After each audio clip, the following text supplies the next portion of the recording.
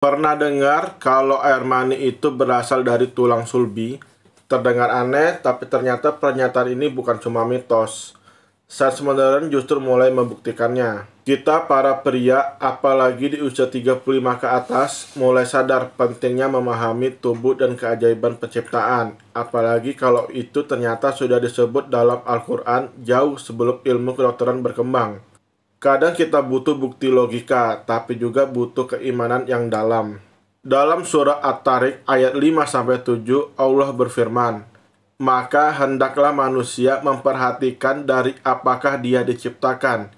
Dia diciptakan dari air yang terpancar, yang keluar dari antara tulang sulbi laki-laki dan tulang dada perempuan."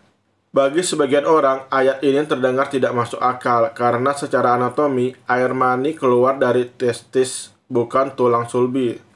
Tapi tunggu dulu, sulbi secara klasik dipahami sebagai bagian bawah tulang belakang, tepatnya di area punggung bawah atau tulang ekor.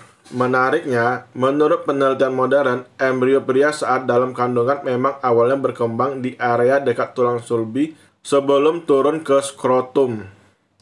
Profesor Keith Elmore, seorang ahli embriologi terkemuka dari Kanada, dalam bukunya The Developing Human, menyebutkan bahwa organ reproduksi pria berasal dari area punggung bagian bawah dekat dengan tulang belakang dan ginjal. Artinya, secara embriologi, benar bahwa air mani yang berasal dari testis punya asal mula dari sekitar area sulbi. Bisa cek buku embriologi dari Profesor Keith Moore.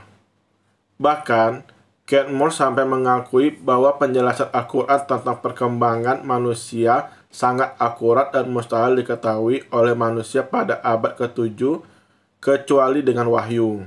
Jadi, ketika Al-Quran menyebutkan air mani berasal dari sulbi, itu bukan sekedar simbolik, tapi betul-betul sesuai dengan asal mula penciptaan. Masya Allah, bukankah itu jadi bukti betapa luar biasanya wahyu Allah? Kalau kamu merasa takjub, yuk bantu sebarkan video ini, klik share supaya teman-temanmu juga tahu. Kalau kamu punya pertanyaan atau pendapat, tulis di komentar. Dan jangan lupa follow karena masih banyak ayat Al-Quran yang ternyata cocok banget dengan penemuan sains. Oh, satu lagi, ayat tadi mengatakan di antara tulang sulbi, dan salah satu fungsi tulang sulbi itu menjaga organ reproduksi kita. Buat yang nggak tahu bisa cek tentang descensus testis. Di situ tertulis, jadi awal mula testis itu berkembang ada di kantung yang letaknya dekat dengan tulang sulbi. Lalu semakin berkembang, testis itu akan turun masuk ke bijinya itu, ke kantong bijinya yang disebut skrotum. Nanti videonya aku share di akhirnya. Semoga bermanfaat.